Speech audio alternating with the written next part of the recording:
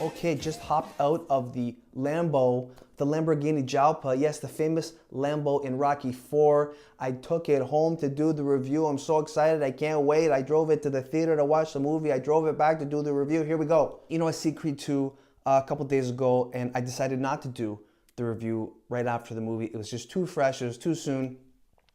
And I'm going to do it now after I had sitting a while, letting it marinate and, you know, thinking about it a little bit, because I was so excited to watch this after the unbelievable Creed, directed by Ryan Coogler, which was so fresh and so new, but, you know, it brought the old back in such a great way that, you know, having the backstory of Drago and Rocky 4 and Apollo's death and all of that, Drago's son, Victor, you know, all being in this movie, there's so much great material, so it's just like, where do you go?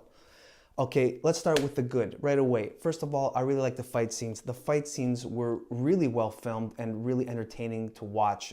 It was really impactful. No, there wasn't a one-shot scene like they had in the original Creed. Ryan Coogler, Cable did not reproduce something quite like that, but the fight scenes were good. The soundtrack kicked ass. Killer soundtrack, Creed 2. Really like that. Let's see now. Oh, real emotion. Wow, listen. It wasn't just a fight movie here. No, I mean, obviously the Creed story, you know, they pull on, or the Rocky story, I want to say, in its anthology, pulls on the heartstrings many times over. And this was the case again. You know, Adonis and Bianca with the birth of the new child, you know, there was some really powerful moments when Creed is defeated the first time by Drago questioning himself, who he is he the champ, who is he, can he live up to his father? And then, you know, the moments of him with Bianca and the bold move really to have, you know, they're having a child and the child is born deaf. You know, they did the test on him, and watching Adonis's reaction through the screen, the glass, while they were testing the child was moving. You know, I mean, it was really moving. So that was some powerful scenes there between the three of them. Ivan and Victor Drago, okay? Ivan Drago, Dolph Lundgren, reprising the character, you know, he did a great job. I mean, he was believable as Ivan again. He was for me. Victor Drago obviously was a bit more of a I don't want to use a plot device, but, you know, they didn't really flesh out his character very well. But, you know, at the end of the day, I don't think they really had to or needed to.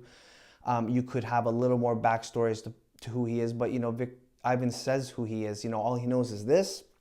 When they have that famous conversation between Ivan Drago and Rocky at Adrian's restaurant.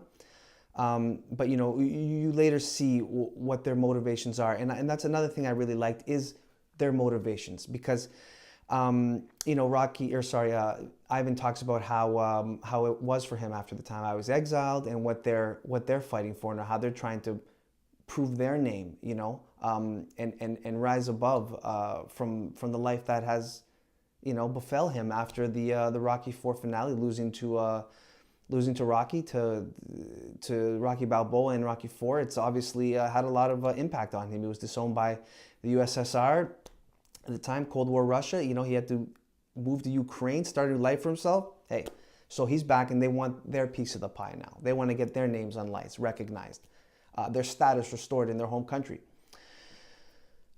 Good animosity buildup. Yeah, I thought the hate was palpable. You know what I mean? They disliked each other.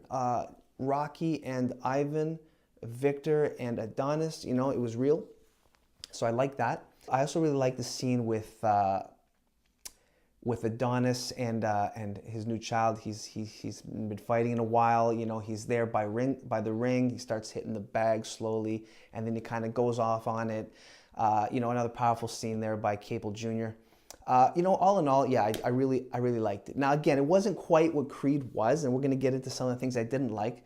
The training sequences, obviously, they were pretty cool, right? But the thing is now is that we're comparing these things to Rocky 4, you know, and did they have the same impact for me? I don't know that they did. I'm not saying that you have to make them corny with 80s pump up music and whatever, but you know what? I'm trying to remember them, and I'm having a hard time doing that because the Rocky 4 training sequences were memorable, okay? I remember them, and we're gonna always remember them, I think, because of the way they were filmed. Another interesting touch was when they went to you know, the hot hell-like conditions out in the desert, as opposed to, training for the fight in Russia, as opposed to how Rocky had to train in the cold and the snow and out in Russia. So they're kind of flipping it. It's on its head there. I don't know if you caught that, but yes, they're going from the cold to the hot. So yeah, so there's some differences there. One thing that kind of bothered me was I felt like there was too much plot crammed into one movie. You know what I mean? There was so much going on. You had all these different storylines, and it was moving so fast. I couldn't believe how fast we were watching the first fight. You know what I mean? It was like, wow, they're fighting each other already. Oh wow. You could see the reason for that, because they needed to move through the story, and then that speed, certain elements of the movie had less impact for me because it felt a bit contrived as plot mechanisms to try to move it all forward, pushing through to the finale instead of trying to ground them in realism, which is what maybe a documentary would have done, or even to take some of that story out or make this into 2 movies. I don't know, but it felt a bit rushed. The Ivan Drago storyline, I have to question, I have to say, because here's the thing. Ivan Drago lost a fight, this spectacular specimen of a Russian killing machine that he was in the day for Russia, this boxer, lost a fight in the last round to Rocky Balboa, one fight, okay, on his record, and because of that is exiled from Russia, exiled, disowned. His wife leaves him. He's kicked out of the country. He's lost his status. The Russian army, they don't want nothing to do with him. He's done. Really? I mean, I'm pretty sure he could have carved out quite the career for himself, being the fact that he's still a fucking unbelievable boxer for the Russians. But, no, he had to go right into the shitter. Okay, not believable, but whatever. Why did Ivan Drago need to hate Apollo? And, I understand they're building up the animosity and, they're sitting there ringside, tail to tape, you know what I mean? They're staring at each other. You got Victor, you got Adonis, then you got Rocky, and you got Ivan. And then he looks over him and he's like, you're much shorter than your father. He's like throwing jabs. You killed Apollo.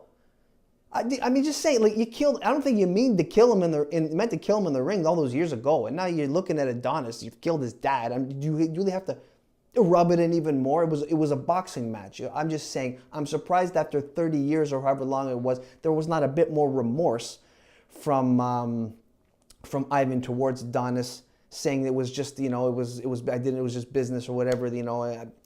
Whatever. Not believable for me. Okay, if you want to hype the fight up, I get it. Not believable. Okay, so basically, my final conclusion, I did like the movie. I'm going to give it a 7 out of 10 if I'm ranking the movie itself, because Creed was a 10 out of 10 for me. I'm not 9.5ing it. I'm not 9ing it. 10 out of 10 for the original Creed. It was something we hadn't seen before. Coogler nailed it. He created the Adonis character, made it believable in the Rocky universe, and now the problem that Capel Jr. had when he tried to, first of all, he's got to deal with sequelitis, which is always tough to overcome. Then he's got to deal with the burden of expectation, because he's dealing with all this fertile material that is the post-fallout from Rocky IV. Nothing's going to have the impact of a first movie coming in and surprising you the way Creed did. So, it's hard to compare the two.